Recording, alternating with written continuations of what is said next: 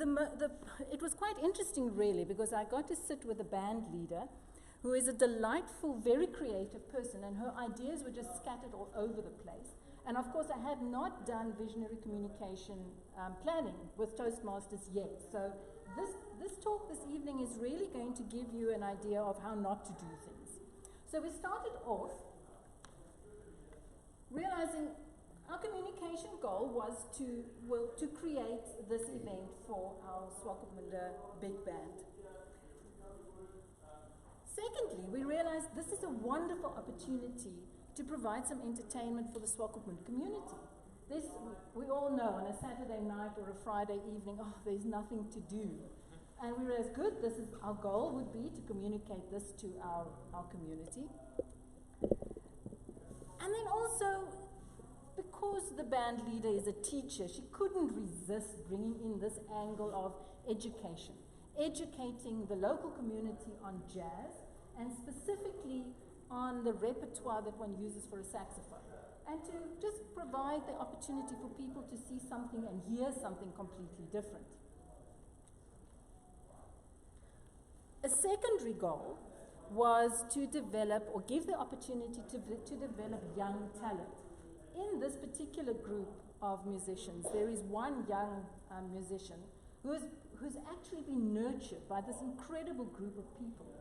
And he joined them when he was about 10 or 11 years old, and has been growing due to their kindness and their willingness to absorb him and allow this youngster, this child, to come in alongside with them.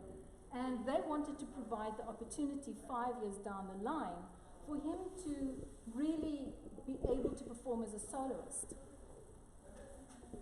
Obviously, money always talks, so it was to generate funds for the big band leader, and obviously the idea was for this young individual is wanting to study music, and it costs lots of money.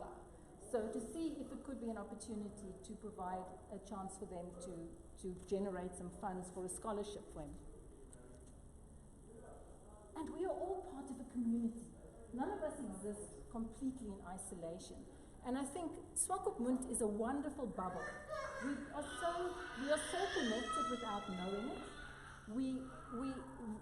We really are a wonderful community that can help each other grow and develop. And it was also just that is quite a new challenge. It is then to give back to the community, to add some lively atmosphere for people to enjoy. Now, when one has to develop a central message for a communication plan, you have 3 audiences. So your primary audience is the one that you're going to gear most of your message to. So our primary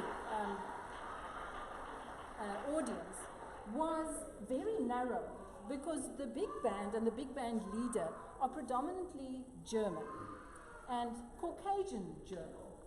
And it was interesting to see that their focus was very narrow. It was very much their own community, and they did not look much broader than just their big band family. They wanted to, communicate the idea to their very small group. It's like their groupies that come to every concert. Is that we have a new playlist, because the story goes, we've been listening to the same big band songs for 20 years, and they actually had some new items on their playlist. They also wanted to introduce exciting new soloist talent, and then hear the saxophone as you've never heard it before. The approach was going to be more casual, informal, because that would be the message you want to give across. It's not we would like you to come to our concert, and it will be a good event for you to come to. So the message that would have gone out should have been possibly a little bit more informal, a bit more jazzy, since the music was jazz that they were playing.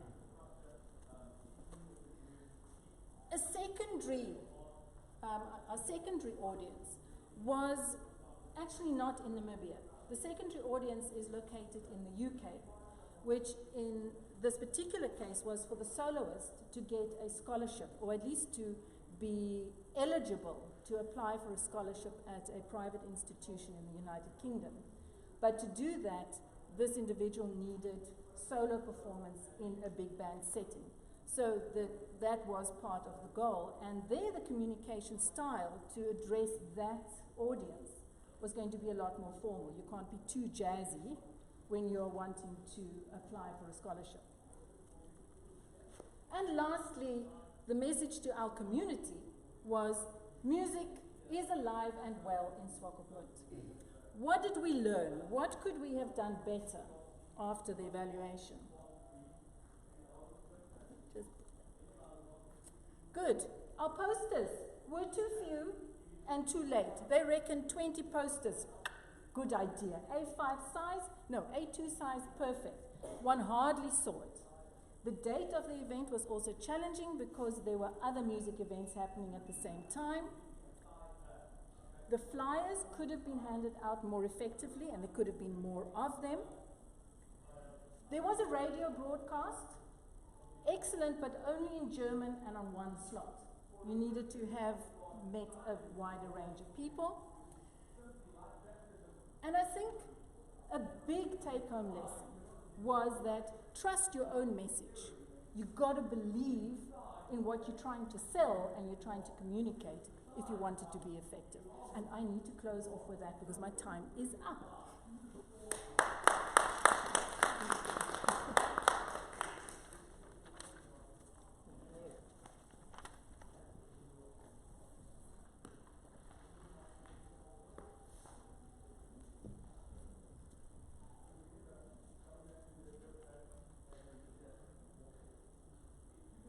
One of the things in Toastmasters on your journey of the different projects you have is there are just such a diverse amount of learning opportunities.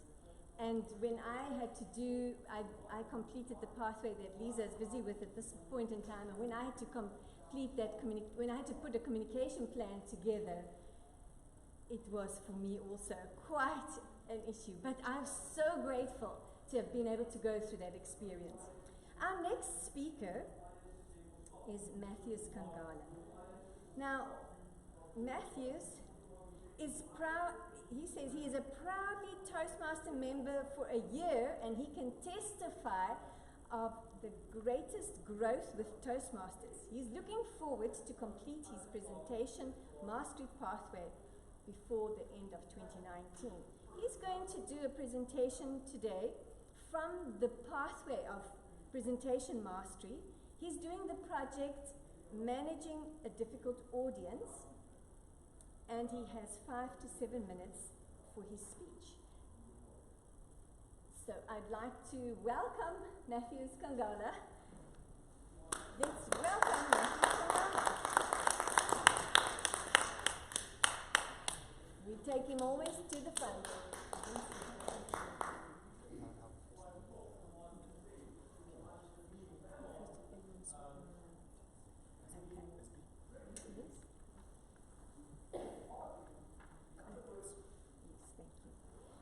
Matthew has asked to swap he's doing 2 speeches tonight, and he's asked to swap them around.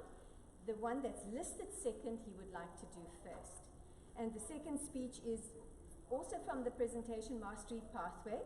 It is prepared to speak professionally, and he is going to present a keynote style speech exemplifying a professional level speaker's point of view or a message in a style that supports the speech content. I would just like to make sure that our attendance register is going around and that you are signing it as the meeting takes place, please. Let's welcome again Matheus Kangala, our keynote speaker for this evening. First thing before I start. That's right. Yes. First before I start, Mr. CJ, Ms. Liza, and Oscar. The second speech that I need you. No. I need you in the second speech.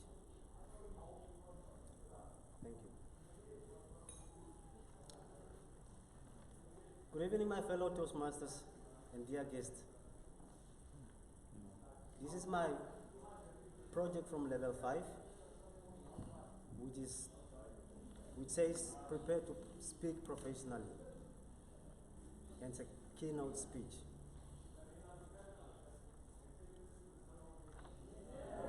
Meaning that I'm reflecting from my pathway. I want to see if I can speak professionally. Watch me.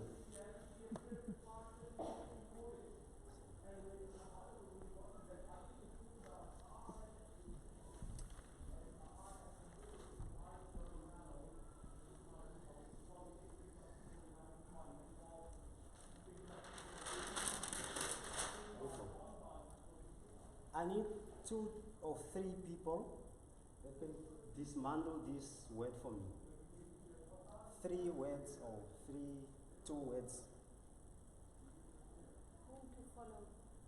Okay.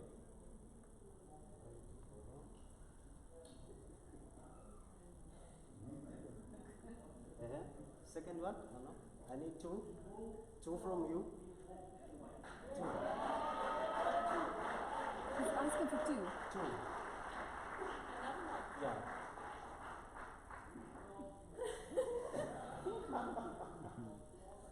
Wow, today is fun.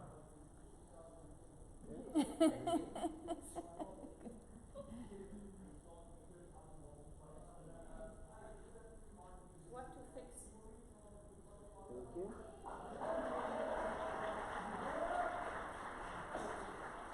Okay, Oscar.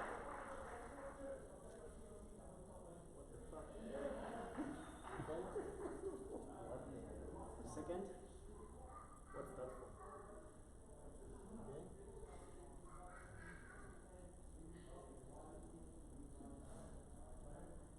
Who else? Where to feature? Where?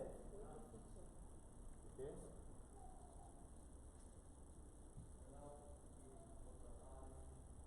Second. 2. I need 2 from you. Be creative. Come on. Yes.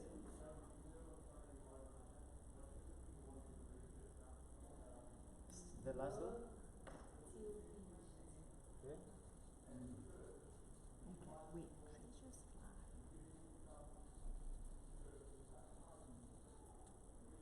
Thank you very much. When I was in grade 5 to 6, I was lazy. I don't like to write stories, especially in English composition and letter. History subject, I don't like to write long stories. Sometimes I found myself at this point writing my composition or a letter with this, then I submit my books to the teacher. What was the reason? I'm too lazy. I don't like to write. And because my teachers, they don't like to give me punishment or they don't control me like that much when it's come to those dirty words. I took the advantage every time I used to write those stuff. Submit, I don't care. Where does the story fit? When you join Toastmasters, you have to do your pathways. Do your things at your own. Nobody's controlling you. You just have to do your speech in the sake of doing the speech.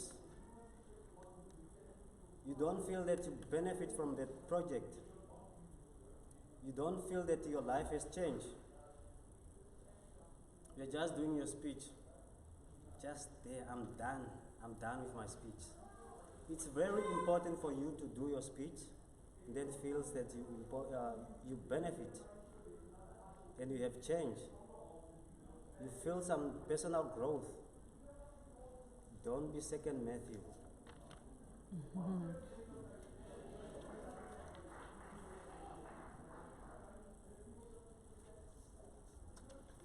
Let me dismantle this for you. Where to fuck? Oh, what a fuck from Oscar. Yeah, what the fuck? There's a different way to look at the things. Okay. You can say where to fire, when to force, why to finish or when to finish. Where does the story fit? Look at your workplace. When you are doing your project or your pathway in TOASTMASTERs, you have to, like I said, you have to feel that you are benefiting and you are changing. You don't need to have the same explanation of, like, most of people have the same explanation like Oscar gave to us. At your workplace, when you become such a creative person, doing things in different ways, it's very important.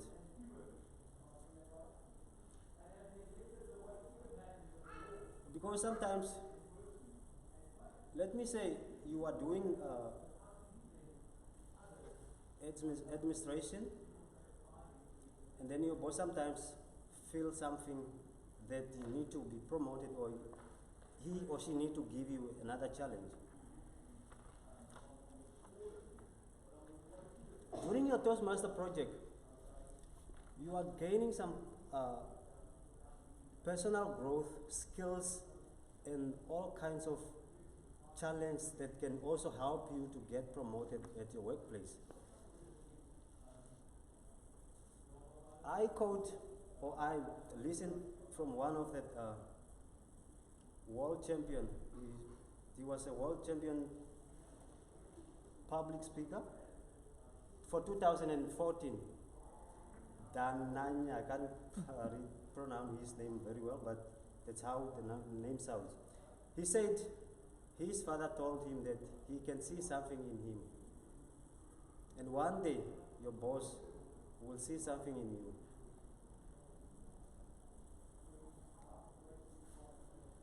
And sometimes when you become more creative, there's more opportunity for you, and there's more rooms open for you to grow or to do some extra job for yourself to earn some extra income. Meaning that when you are doing your project, when you are doing your pathway, you have to be serious. It's like someone is forcing you. You have to be committed all the time. It's like someone is punishing you to do it. You have to be serious. It's like someone is asking you to do it by force.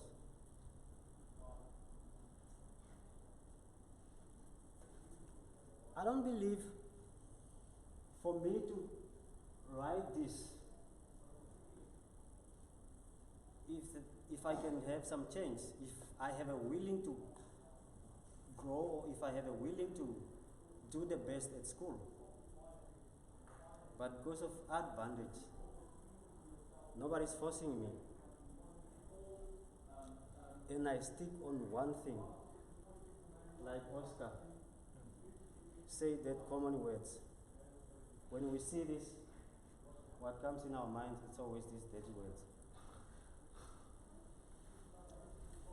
I definitely stuck on this, just because nobody's controlling me. I don't want to be creative, so I can grow, so I can improve myself. And in TOASTMASTER point, you have to force yourself. And that's the time where you have to finish. And this is the time where you have to force yourself and drive yourself out of this.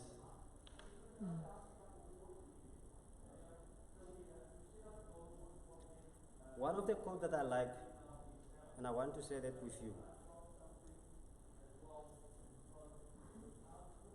It's not too late to start. It's not too early to quit. It's too early to quit. And even if you can't smell the best result, even if you can't smell the bread of what you are doing, show up. Do it like someone is forcing you. Madam Toastmasters.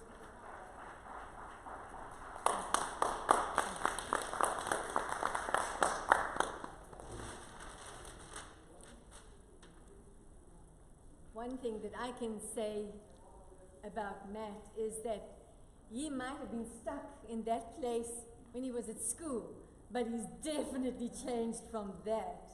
He is just such a proud example of when he arrived here and how he has grown. So if it's your first time here, you cannot see where he came from. But I can tell you, I'm so proud of him. He has grown tremendously. Well done, Matt. And now we're going to have our next speaker again being Liza. Liza, I want to ask, when I do that PowerPoint there for you, because it has a number of slides, can I not put the computer here? Would that not be better for you so that you can, because otherwise it's so much walking back. Great, I will do that. Let's just go through the speech that she's going to present. Again, still on the visionary communication path, it is creating effective visual aids. Present a speech topic that lends itself to using visual aids. Create at least one, but no more than 3 visual aids to enhance a presentation. Notice that because the focus is on using visual aids here, they encourage you to use more than one if possible. But if you're going to use too many, you're all over the show. And they help you to say, well, at least not more than 3. And that's what's really great about Toastmasters, is that there's this guide as you go along. You receive training as what to do to help you with your presentation. So let's welcome Liza as she comes forward to present her speech on creating effective visual aids.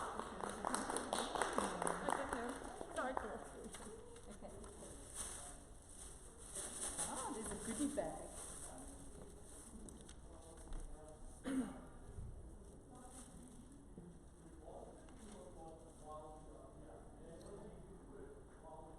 Consider yourself greeted. I need every second, because that lady is so strict with me. My dad was a mechanical engineer, and he worked for it was then Water Affairs, Department of Water Affairs, and he was really well known for one particular thing. When they would have project meetings and design meetings, you would have a whole lot of design engineers sitting together, and they would get so excited about the next layout of some other pipeline or design of a wonderful new pump station, and they would sit for hours, days, get it all ready and sorted out. And then my father would be well known to go, but have you thought about? And he had the nickname, he was the sludge activator. Do any of you find that sometimes you make decisions or you think in only one particular way? And you find sometimes that method works, but then there are times when you realize you need a whole different set of thinking hats to be able to solve your problem. This evening, I'm going to introduce you to Edward de Bono's, his theory or his structure or system of thinking, which is called the 6 thinking hats approach to decision making. Oh, it's press play. Are you ready? Sorry. Moved on. I've moved on. Okay. Technology just can't keep up with me. Go.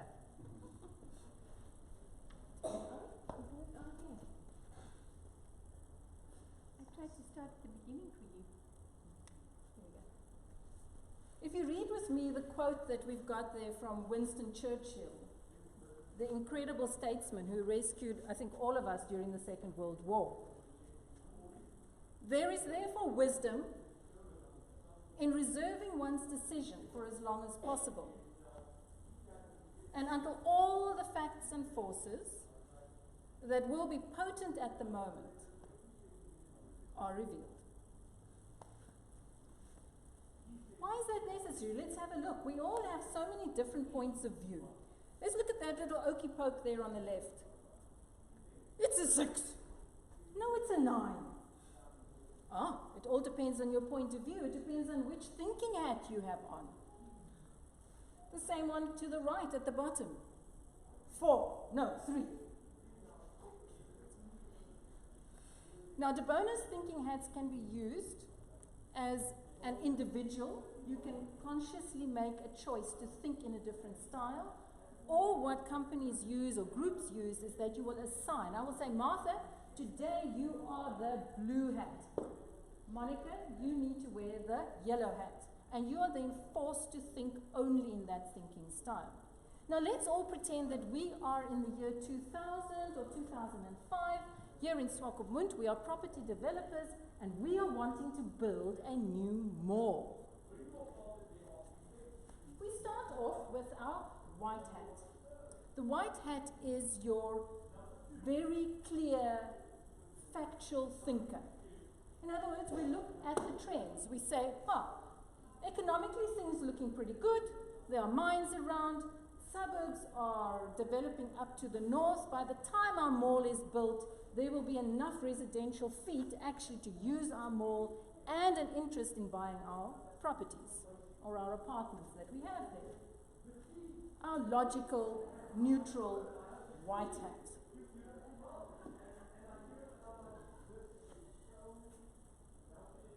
Carefully explore all of the facts. It can take us so far, but we need another hat. The red hat. This is when we start thinking and making decisions with the heart. It's intuitive. It's kind of like that gut feel that we have. Your person wearing the red hat will be aware of people's reactions and their feelings towards a project. In other words, this person with the red hat on would notice that some of the people on our steering committee or our planning committee are not happy with the design of the building. It's ugly, we don't like it, change it. And they would pick that up and raise the issue. Or the red hat would say, I wonder if our community is going to be happy with the place that you're wanting to put this mall. There might be some community resistance to your plan. Our red hat.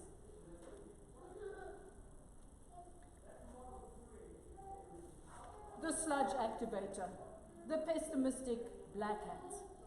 This is the least favorite hat, and the one that the person who naturally wears this hat is often considered to be a real stickler and a niggler, and they're always bringing in the negative point of view. But we need these people. Black hat would be one on our team which would say, well, you're pretty optimistic about this economic growth that you're planning to see. What are you going to do if it doesn't happen?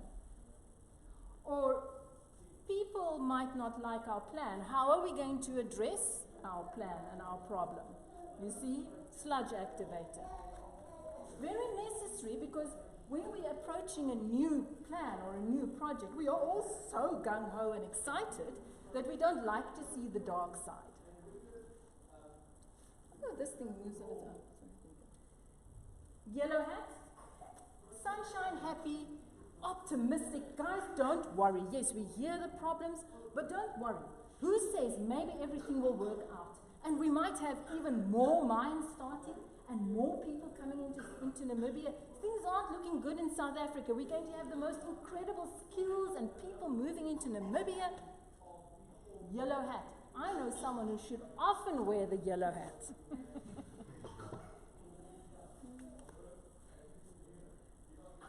Our green hat is our possibility thinker, your creative thinker. Right, we have a problem. We're not going to have enough of our units sold. Why don't we turn our units into a dance hall or a conference center? Ooh, there's things that we can do to solve the problem. Your creative thinker wears our green hat. And our managerial blue hat might be seen as a little bit boring, but in our Toastmasters context, this would be the Toastmaster of the evening, making sure that everything keeps moving along, making sure that every single hat gets heard, and making sure that there's an equal opportunity for everyone to have their voice. And at the end, if well implemented, you will have a solid and clear decision. Thank you very much.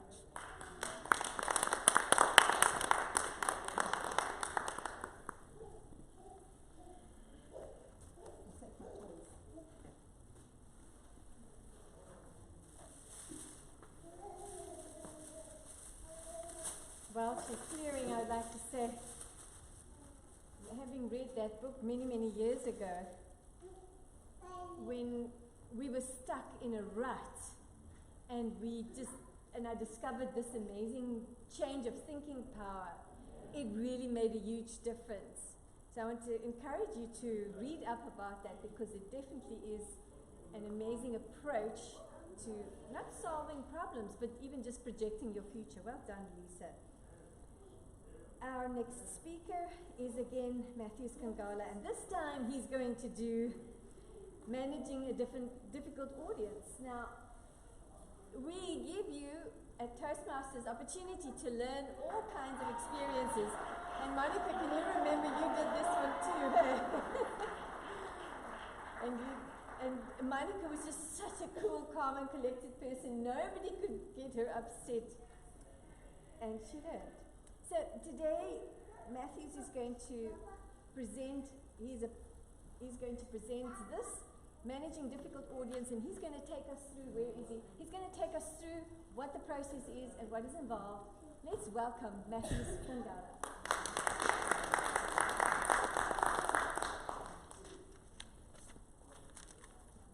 Good evening, my fellow Toastmasters and dear guests again. Sorry, I can't hear you.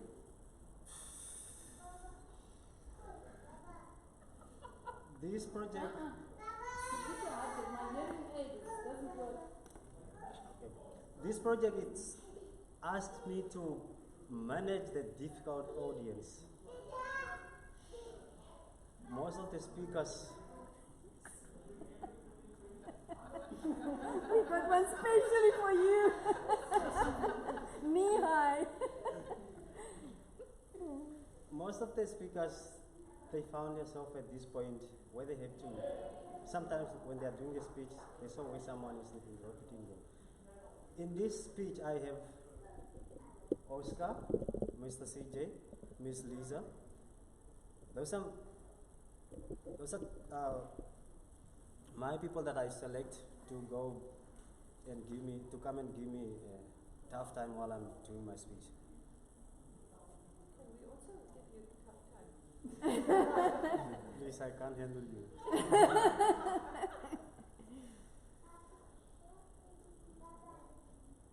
My speech title comes, How Are We Going to Get Out of Here? Have you ever find yourself with that type of question? How am I going to get out of here? How are we going to get out of here? During my primary school, this is the question that has been roaming around my mind and my heart. Just because I don't like to speak, and sometimes I'm scared of people to laugh at me when I'm speaking in English. And just because I forgot that people learn from mistakes.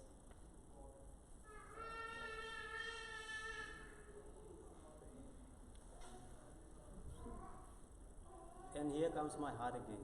How are we going to get out of here?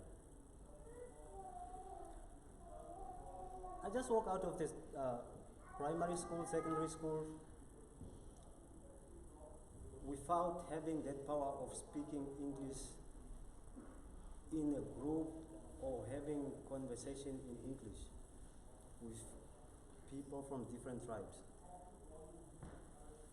The question is still in my mind, between my mind and heart, How are we going to get out of here? I started my first job. And then sometimes I find myself at this position where I have to have a communication with the customer, because sometimes customer asking me some items and I have to answer in English. I don't know how to speak Afrikaans. I can speak now, but not that much. Definitely English is my point of communication. But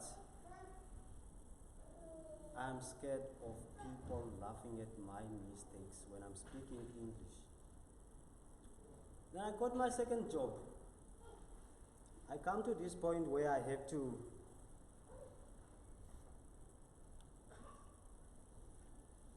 be in the telephone every time, every hour, every day. I have to answer the telephone, answering the questions, giving the explanation of what type of course that we are giving,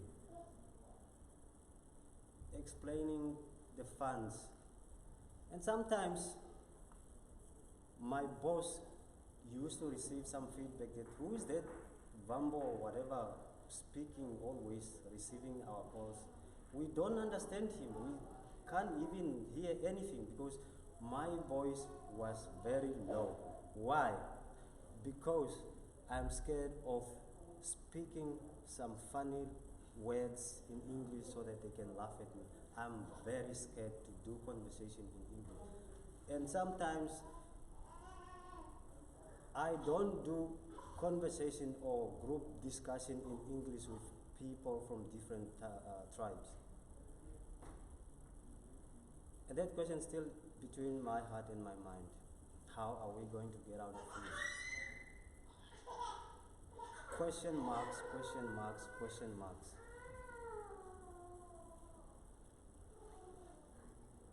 Until I joined TOASTMASTERs.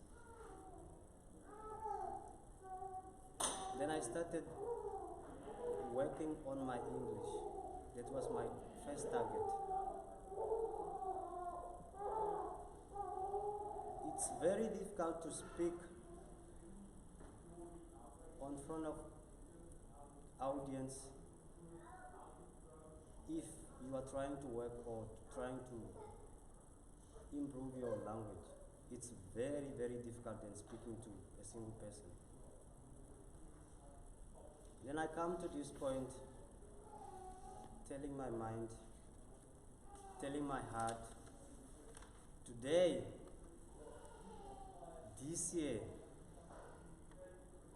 the question marks comes to an end. I don't need to scare of people laughing at my mistakes. I can speak without fear. No question marks. That how am I going to get out of here?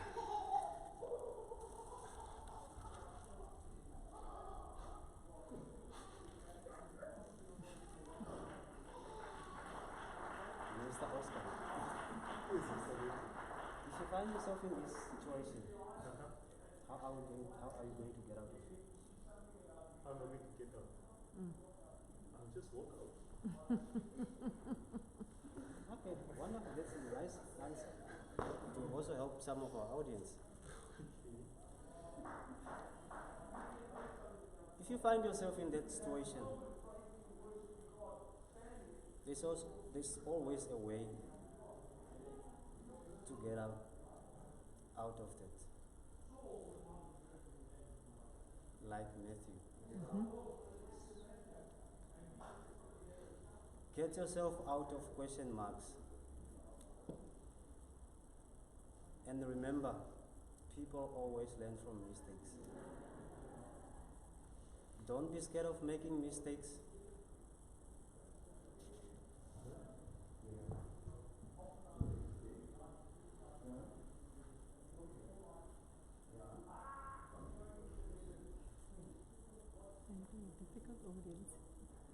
Don't get yourself out of your way, if you have a willing to grow your speaking skills, if you have a willing to grow your language, or if you have a willing to grow something, don't try to be scared of someone or people to laugh at you. You are learning. And the reason why you want to do it, it's because you don't know how to do it.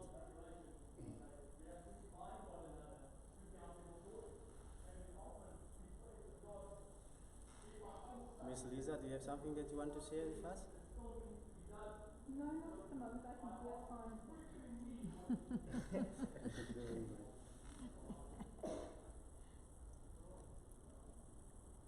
If you find yourself with the same questions, do you want to say something with us? No, those people always call at the wrong time. When you're busy, they always call. But then when you're free, they never call.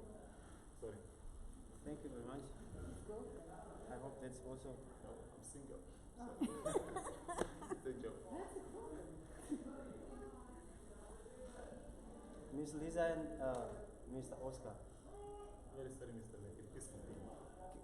I have a question for you. Can you please come front?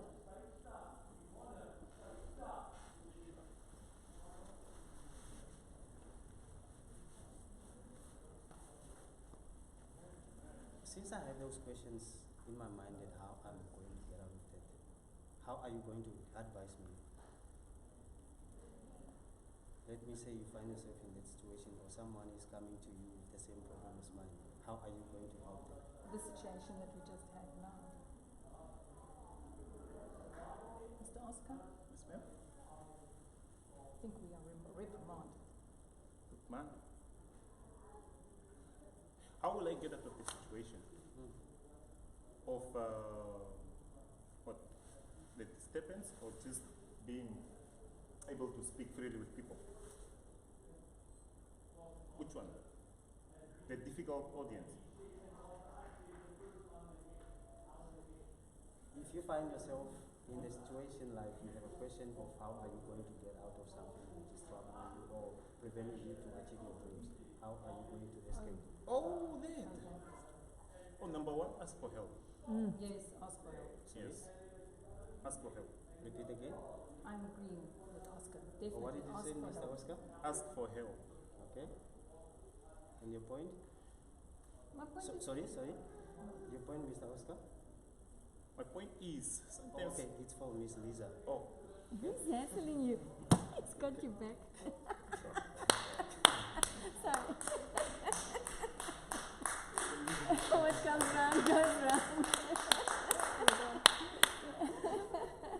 He got you. Madam Toastmaster. He got you. He got you. He got you. He got you. How to handle a difficult audience. What comes round goes round. Well done. Let me just get my papers. Okay, that's a new tip, I guess. How to handle a difficult audience, give it back to them. Reel them in and catch them out. Well done. Our next speaker is Mr. CJ, and he is busy with the previous educational track that we had, which was a track of leadership and a track of communication, and he's very close to finishing that track and to be able to obtain his DTM. He is, in that track there are different booklets that cover different aspects, and this book in particular was the entertaining speaker. And the speech that he's about to do is speaking after dinner. And he's going to deliver an entertaining after dinner talk on a specific theme. Deliver a talk using the skills developed in the preceding projects. I would like to ask you, Mr. CJ, whether you have brought us dinner so that we can have the after dinner speech. Please welcome CJ.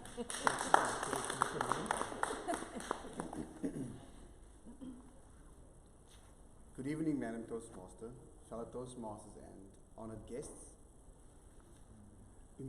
Just imagine that you had a wonderful meal. Okay, that's the idea. My dear friends, what an honor for me to be asked to close this evening. I know you might be feeling drowsy, you had a wonderful meal. I would like us to put our hands together for our chef. All compliments to the chef. Thank you all, wonderful. Do you agree that we had a feast tonight? Wow, a wonderful feast. Didn't you like the flavors that you had around you on your table? The absolute feast that we had here. The flavors were just amazing. It was out of this world. The chef did an excellent job, and whoever helped, it was an excellent job. Thank you very much for the wonderful meal. The aroma. Didn't you like it? It was not just like, it was awesome, isn't it so? Yes. Whom of you agree that the meal was scrumptious? Delectable on our tongues, it was just amazing. And it was a titillating taste. Now, if you look at the words I put together, it spells feast. All those, every word, like an acronym, put together. Packing up tonight, I would ask you tomorrow, or a few days after tonight, do you remember what you've eaten at that meal? You might remember one thing, something that really, maybe that was unique, or you might not even remember what you ate. But listen, if you ask me what I ate a few weeks ago, I don't know what, but you will be able to see, look at this, you'll be able to see what I've eaten. I won't be able to tell you what I've eaten, but you will see it. Now that's exactly what we have here in our midst. The feast that we have here tonight was exactly that. Toastmasters. And I don't want to sell it to you, but I want to encourage you. The feast that we had in real terms, real food. There's out there at the dome, they normally meet sometimes, but you must just find out. If you walk into that room, they actually have a whole meal that you can take. There's a main meal, main course, there's a starter, definitely lovely starters, there's a main meal, there's even some dessert. But if I ask you later, what have you eaten? Then you can't remember. There's one person in that club, in that Toastmasters club, that guy has been eating, he's been feasting from the table that we actually have around here at Toastmasters. He's been eating so faithfully and, sorry for the word, greedily. You would just, have you ever seen those people, if they come, they actually have their bags and they also just, they take some for the road. Now there's one guy who's like that. He must forgive me. He's here tonight. I don't want to roast him, but we had roast tonight, but I don't want to roast him. But you will never tell at his physical body, you will not say that he's that greedy. You will not say, because he's quite on the slender side. Matt, you're that guy. Very slender, but when it comes to feasting from Toastmasters, he's just digging in. And like B rightfully alluded before, that he definitely has grown. You can't see in his physical body that he's grown, but Toastmasterly body has definitely put on some weight. So he is becoming heavyweight in Toastmasters. Thank you to the chef tonight who prepared a nice meal. If you go to Toastmasters, I can promise you, each one has prepared something for you for that night. Each one comes with different food, different to actually tantalize your taste buds, to give something different. And will you agree with me tonight that what we've eaten here tonight is all different? Every time we come to the Toastmasters feast, We always eat something different. But you eventually you grow just by hearing it. Sitting there, feasting, you will grow. Have you ever found somebody coming here tonight? I don't know if anybody came here tonight to enjoy our meal here, didn't eat. No, everybody. Even if it's just if you're on a diet, at least something, even if it's just salad, that you've devoured something. I want to encourage you. There's a Toastmasters club out there, you know. Just find out from the people who, even if you only eat the salad, you will have something to eat. If you're a vegan, they will have something for you. If you're a steak eater, there is something for you. Dear chef, all compliments to you for having us tonight. And tonight will also be my last night, so I want to say thank you for having me all the time to be able to feast at Toastmasters table. I really, truly appreciate it.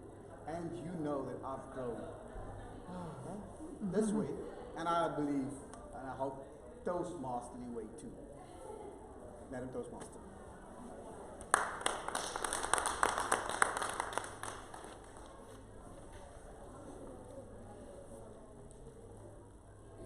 Mr. C.J., we have learned tonight to look at Toastmasters as something to feast on. Thank you. And it is true, because it is something to feast on. How many times haven't you sat in front of a plate of food and it has the capacity to look beautiful, and when you dig in, it's terrible. It tastes disgusting. And most of the time, it costs a fortune. But when it comes to Toastmasters, there's really value for money. So if you're going to be ordering your finances, the best place to get good value for money is to become a member of Toastmasters and learn as you do. We move on to our second last speaker for this evening, and Veronica is going to make a presentation for us this evening, and she has joined our club. She was part of our club for a while, just watching and observing, and then one day she jumped in. It was an icebreaker, and then one after the other she became ready for every speech. And so I'd like to welcome her today as a brave walker of this road of Toastmasters. Let's welcome Veronica as she shares her speech with us. Let's bring her all the way to the front.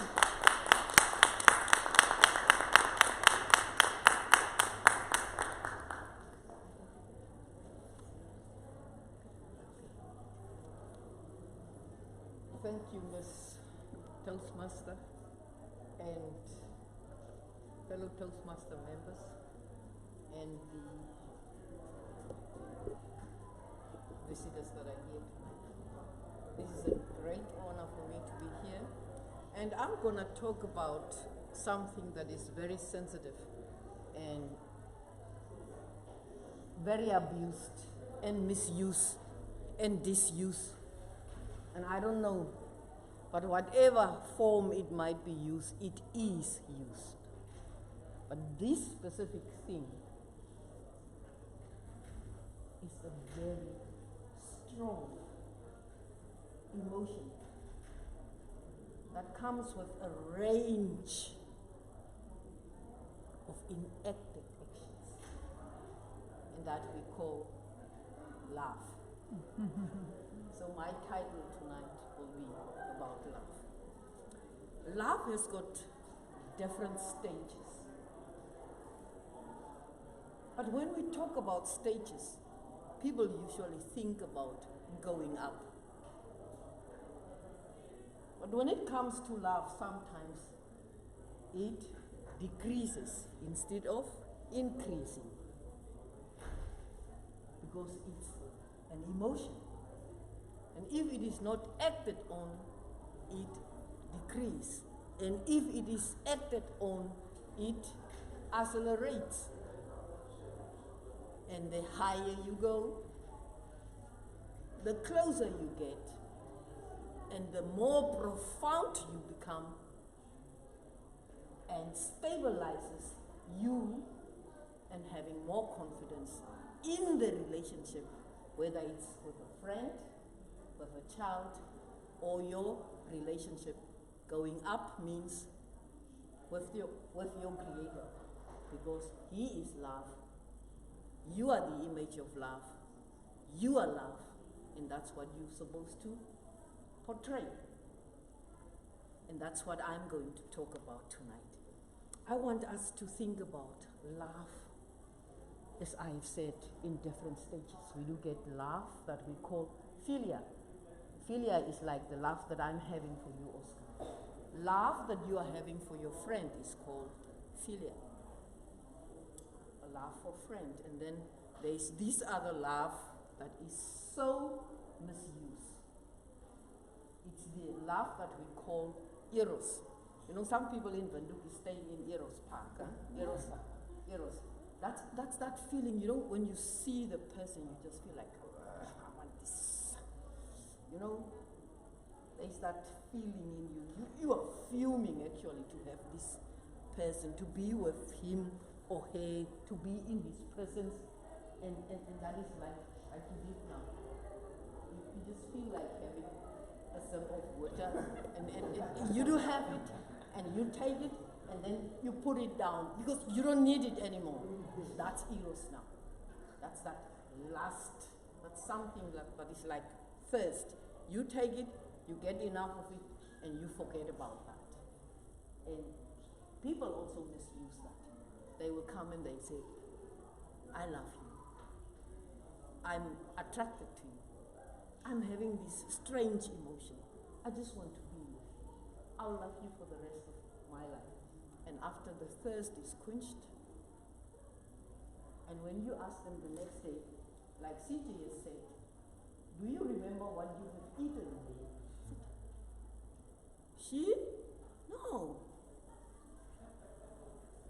I can't remember. And that's eros. And then we do get another way of loving. The agape kind of love. The love that is unconditional. Getting you thin, taking you through, gaining 13 kgs, and still feeling the same.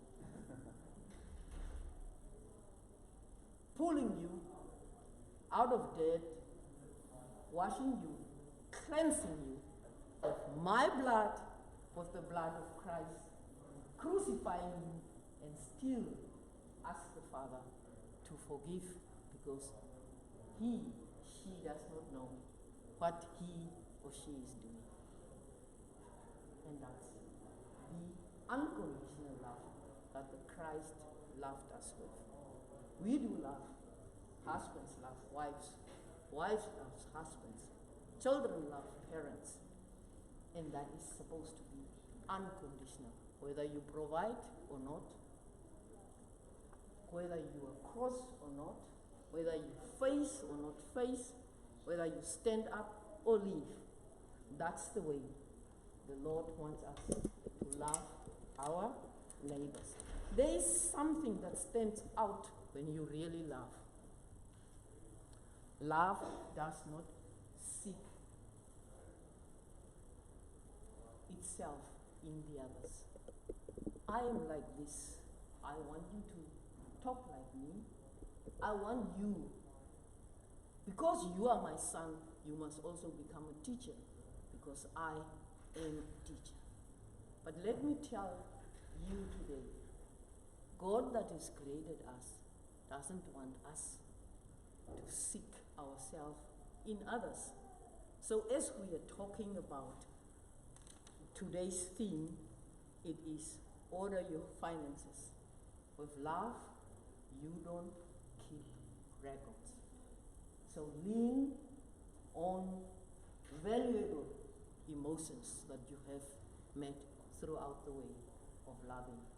Lean on valuable emotions. I thank you, Mrs. Toastmaster.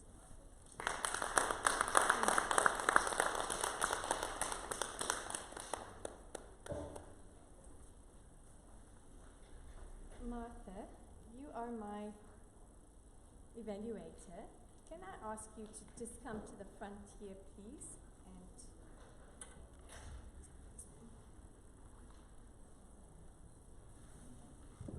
just for a second.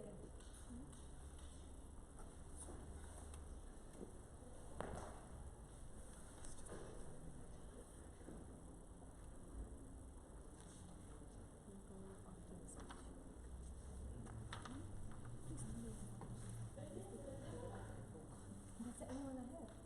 It's my evaluation. Use the rest of it. Okay. Should I introduce you?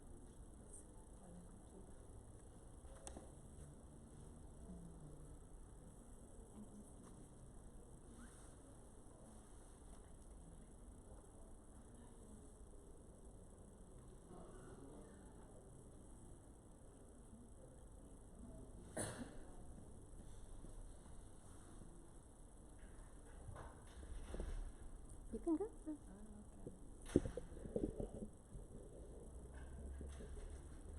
Fellow Toastmasters and invited guests, I would like to introduce someone very special that is going to be delivering her third speech, and she's doing a third in dynamic leadership. She's supposed to be talking to us about introduction to Toastmasters mentoring. Okay, and she's supposed to, Granny B has never had the privilege of walking a road with a mentor. Today she shares with us how she learned from being 007, the spying protege. Please welcome Granny B, the 007 of success, being a creative, innovative, and technological savvy futurist. The spying protege, Granny B, the spying protege. You can use that.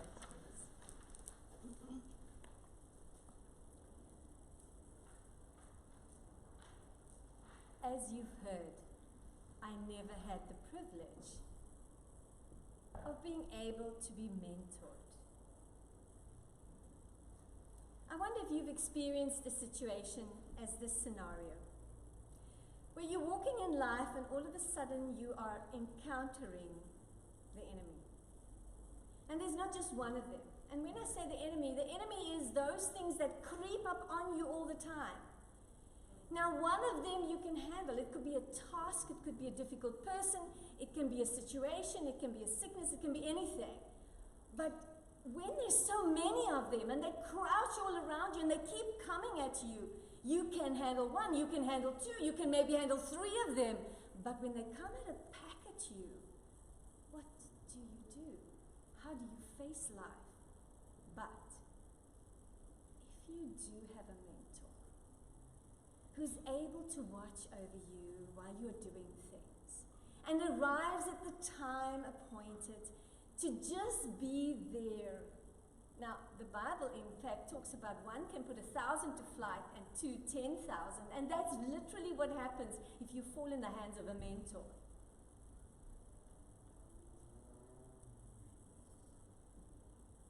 The fact that I never had the opportunity to walk with a mentor and enjoy that kind of success, I still wanted success. And I realized that there was no ways that I was smart enough to just be that on my own. I had to do something. Madam Toastmaster, fellow Toastmasters, what could I do? The only thing I could do was become 007, the spy.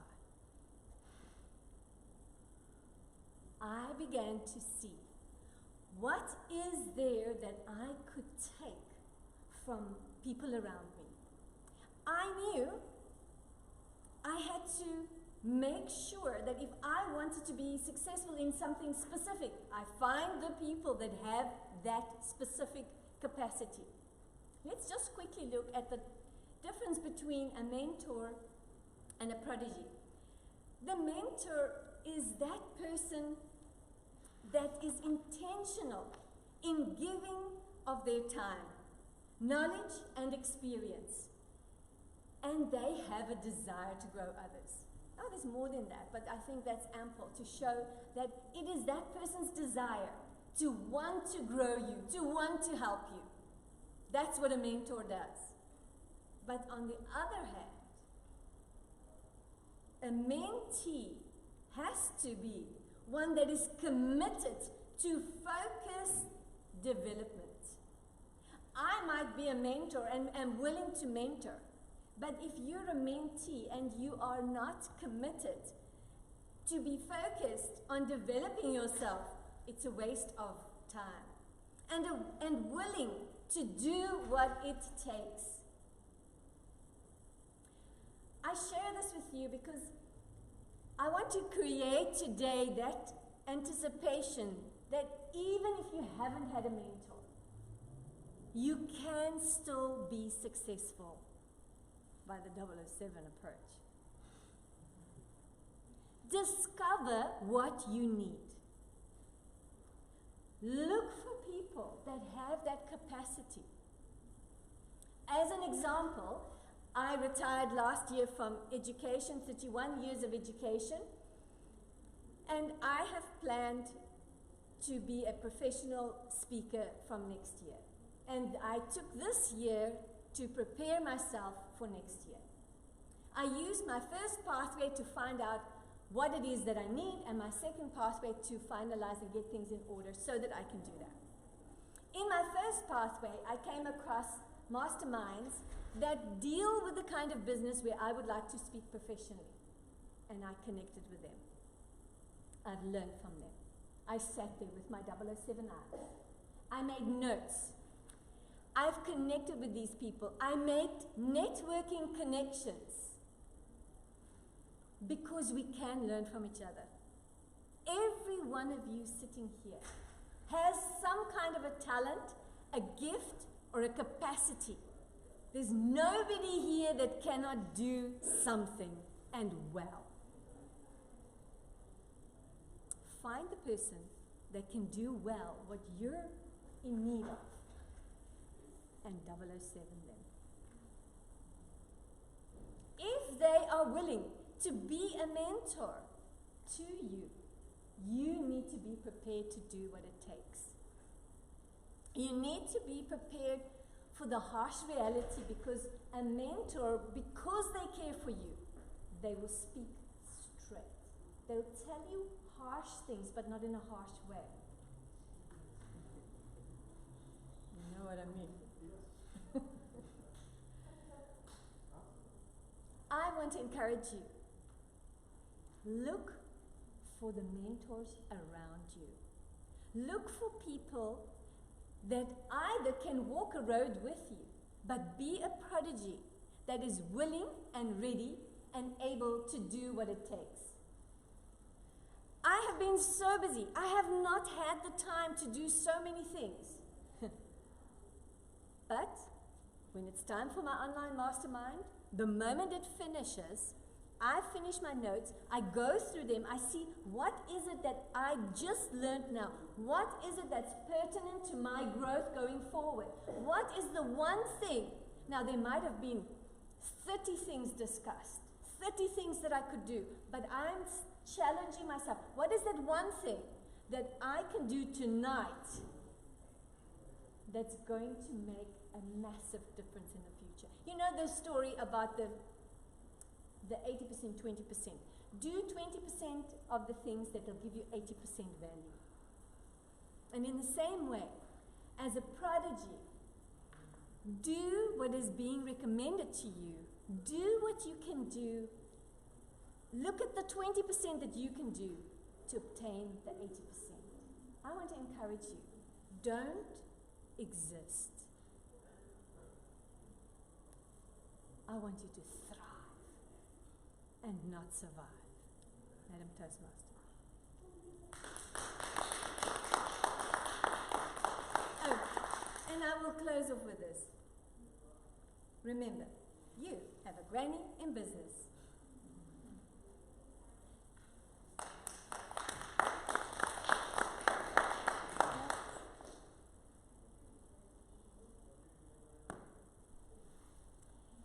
Now, I would like to hear from you, because this is a sorry, wrong company. Because this is a speakathon, and we've had 10 speeches, no, not 10, we've had less than that because we had a longer one. We've had 8 speeches, one after the other. You are probably quite ready for a break. The question here is, we always have the opportunity when we have the speakathon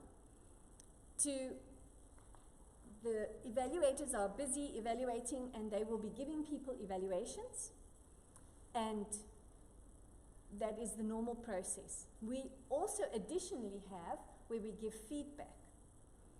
But because this becomes quite a long evening, and I have not been able to look at the time because I've been so busy and I still can't see the time. It is now 8 o'clock. We are quite ahead of our time in terms of closing time, and I'd like to hear from you. We can make a shift in the agenda by the choice of the following. Either we select 3 or 4 people to come and give a verbal evaluation so that you can see how that is, and then we close off the meeting, have tea, and depart from there. Or we take the break now and come back again and follow through with that. Can I have who's, just by show of hands, who would like to go with my first proposal? We do a few evaluations now, and then we close off the meeting and we go and have tea together. Who would like to have that proposal? It does look like we have a majority here. Right. With that, I would like to then press in, and I would like to ask of the evaluators that were doing evaluations, is there anybody that is ready that would like to just come to the front, because you haven't had much of a time, and would like to give an evaluation of the person that you were evaluating? Monika, are you ready? Thank you. Monika, you were evaluating? Lisa. Then the first speech of Liza. Then please let's welcome Monika as she gives us a verbal evaluation of Liza. Thank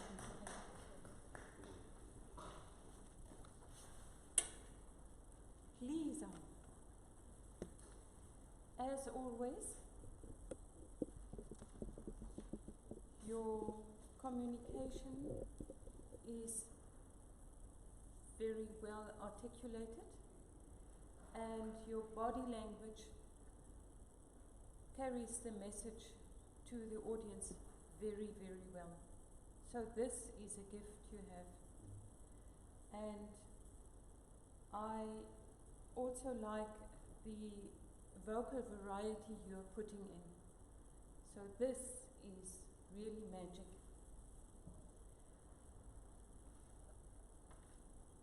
Because this speech which you had, it was a kind of a feedback to an audience, it was, to me, it was a little dry. And I felt you could challenge yourself next time by asking maybe some questions to the people. Who of you have been to a concert of the big band? And there might be 1 or 2 people who would be on your common ground. And maybe pose another question, or maybe try to portray some mental images. What is a big band? Which instruments play there, so that people are being taken into your speech.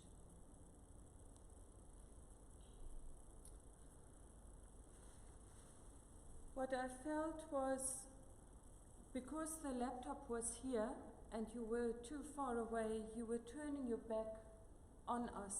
It was not very heavy, but if you are going to speak to a broader audience, I just feel this would be something you could maybe eliminate.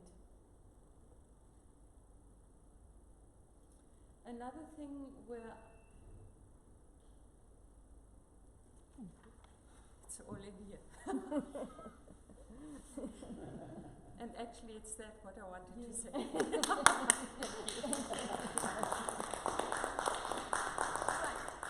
Is there evaluator that's ready to just come and share?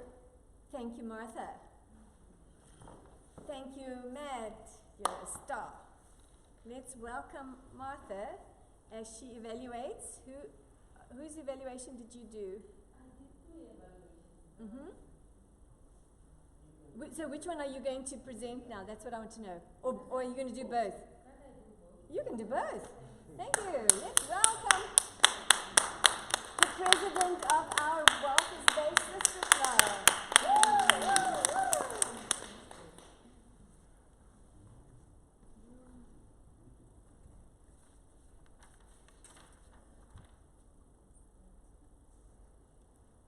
Veronica, I just want to start with your speech because, yeah, you touched on a topic that is very sensitive, like you said.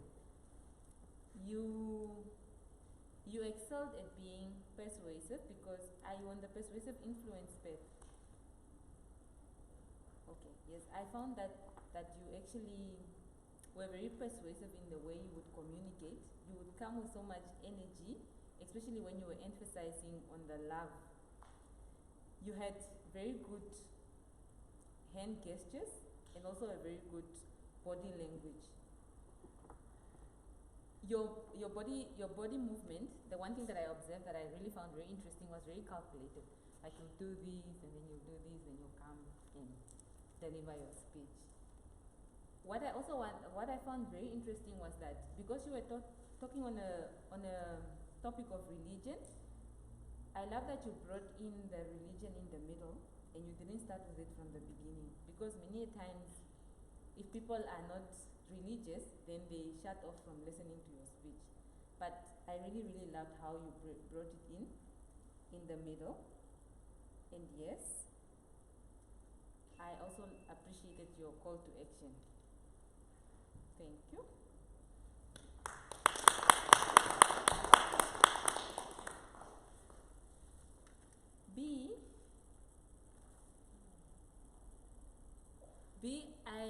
I found that you also excelled. You had a lot of energy and passion, and your voice was also quite clear when you were presenting on mentorship, especially given that you didn't have a mentor. I felt like you had really good information and you could speak to everyone about mentorship and what it is that they could learn from it. And what I also appreciated was the storytelling. I was like, people are more engaged when you tell stories and run them through things that you have been through, and that was really well executed. I found that you had, on your slideshow, you had a lot of words to explain the protege and mentor, and I think there's a rule, like 8 to 5 or how many words that you can keep on your slide.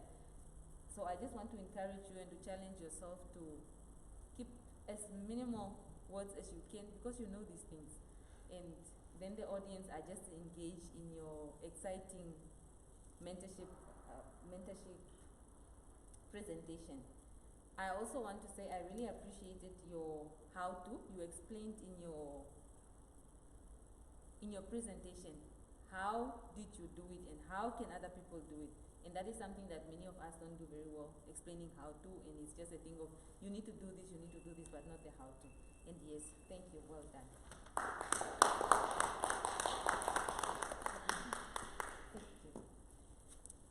That accounts for 3 speeches. Is there any other person that has an evaluation ready that they would like to share with us? Then I would like to move on to the final part of the meeting. I would like to just first of all say that because we have our immediate past president here, I would like to ask our immediate past president to give us 1 minute, 2 minutes of your take for the evening and share with us something from your heart, please.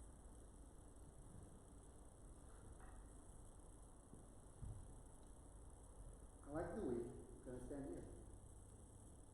I like the way that people are free to engage the group, the audience, by being authentic about who they are and what they believe in and all that. You know, you can, it's like a feast. You can take, I don't like this, I like that. So you can choose what you're going to eat from. So that to me is good. It's not something that you want to thrust down people's throats. We are all free. I love the way people developed in the time I was gone. I was gone for 3 months. The whole of July, the whole of August, the whole of September. I mean, I think I was here one evening, just briefly walking. And tonight is actually the last night of my stay with you, because I haven't renewed my vows with Swakop Toastmasters Club. I'm sorry for that. It's just due to financial constraints, if I may mention it. But I'm so encouraged to see the growth. I can see Matheus is growing. I can see Liza is just amazing. I can see that you're on a great path that you set yourself up for. And just Monika's presence here is also just a stable comfort, to know she's here. I just love her presence. And I think Peter as well, Oscar, he's here to feast. I believe even if not here, speech is growing. And the rest of the people that I don't know, Veronica, I love her speech as well. You could have power and solidness as well, and that vibrance is very good. The only problem was tonight was all the noise. I mean, now it's perfect. But I think it actually worked well for him and his distractions. I just want to mention to the gentleman, when I walked out, it was part of the play. To distract you. It's not normal when you walk out like that. So after I saw him also walking out and talking here, it's not on. It's not acceptable. It's just part of the art of distraction. But well done, Matthew. I think you did a great job by just standing your ground and growing. It's just amazing. Thank you very much. And thank you to the club for having me here for 3 years. It was an amazing growth. First I have experience here, time of growth. Those of you who haven't been part, like we said tonight, I love that mentoring thing that you said. If you as a protege, it's up to you to grow. Nobody will make you grow. Even if you have the best mentor, you need to desire within you to actually walk the mile and get from the feast that you want. Eat as much as you can. It's up to us. You cannot blame Toastmasters if it didn't work for you. You must make Toastmasters work. That's right. Thank you. Thank you very much. Yes, Toastmasters is about you learn as you do. I'd like to just ask our guests. I would like to go around the room, and all you have to do is just share with us how you experienced the evening. And you tighten this way, loosen that way. The clock goes this way around. So maybe we could start with you to share with us your experience, please, sir. Okay, evening. My name is Matheus Kangala, as you can see. It's my second time now here, but all I can say, this is quite a good platform for us to, to learn different spheres of education, and then it's also a good platform for motivation, for mentorship, like you indicated, and it's really a platform I would love to be part of. Thank you. Thank you. Thank you. I'm sorry, I was here before everybody, and I have another event taking place, so when I'm finished here, I must go to the other event and pack up equipment and finish off there. So I didn't have time to catch your names like I normally do when I'm here, so forgive me for that, all right? So please rise and share with us your experience. My name is Protege. It's so nice to meet you. It's my first time. It's not easy for me to talk. Seriously. Good. Thank you. Very good. It might not be easy for you, but you did it.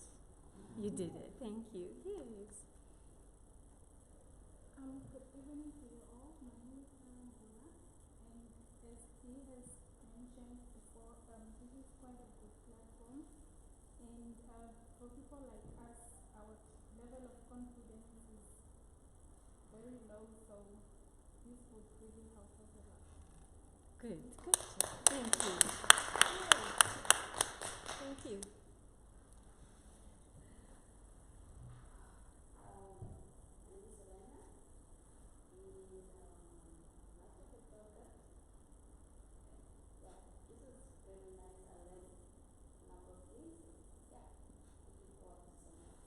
Great, thank you. Okay, good evening. My name is Jansen.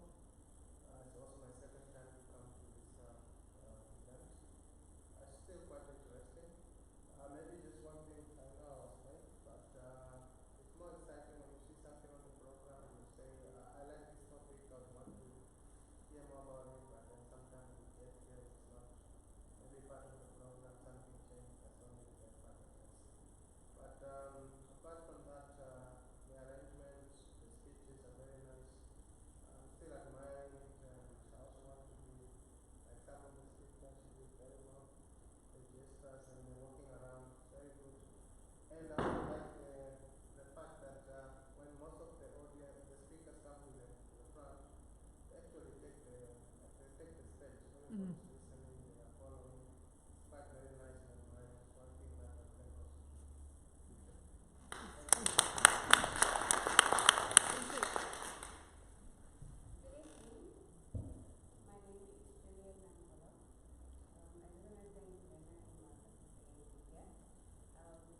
I know I might sound a little bit eloquent, I look like I'm comfortable, I really don't.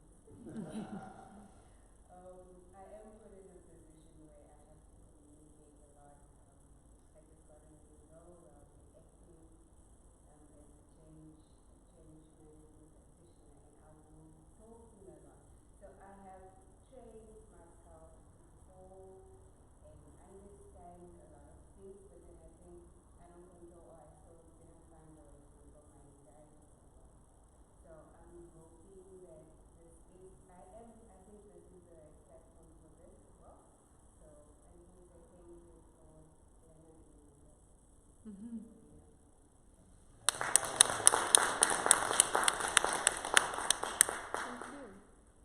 Like that.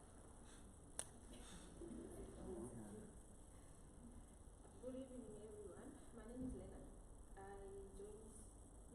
I was part of TOASTMASTER in Wietersheim last Monday. So I made a commitment to be here today. I believe anything that has to do with my growth, So I think this platform will not only give me confidence, but will make me a great speaker. So I've made a commitment to bring all together, all the young people between Wietersheim and Protege.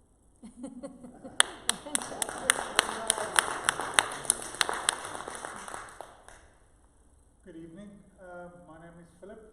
I'm the president of the local Rotary Club, and I've always been interested in Toastmasters, and I've heard some rumors that on an international level our clubs are moving closer towards each other, and I decided to come and have a look. I've always wanted to go to Toastmasters. When I lived in South Africa, there wasn't one close to the town that I lived, and I must admit I'm pleasantly surprised. I think the value that you bring to the community is very, very good. But I also think maybe you have some of the same challenges that we have in Rotary, is to get members, and of course the affordability of being a member. But yes, it's great to be here, and I'll definitely come and visit again. Great, thank you very much. We have projects that we launch within the Toastmasters clubs, but we also have projects that we launch outside the Toastmasters club, and yet it's part of our growth. And Monika van Wietersheim is busy with such a project. And Monika, would you please share with us your event coming up that we can know more about it? Thank you, Mrs. Toastmaster, Miss Toastmistress. No, I'm not a mistress. I'm not a mistress. Roasting. We will have a workshop on Saturday at the Hotel Deutsches Haus that is on the topic mental flexibility. It will last the whole morning from 8:30 until 12:30, and there we will learn to think out of our own box and to be interactive with the participants who will be sharing the workshop with us, and also to learn how to appreciate other points of views. So please come to the workshop. The costs are $150. You can enroll with LB. Thus far we have 9 members, 3 interested, and I know somebody else who also wanted to join. And make it a full workshop. The more people we have, the better, and it will be to your own benefit. Thank you.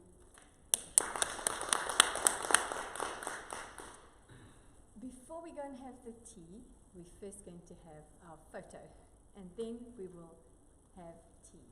So with that, ladies and gentlemen, fellow Toastmasters, we now officially close this meeting. The next meeting is next Monday. See you next Monday. And please come for the photo. The one light's already out. So,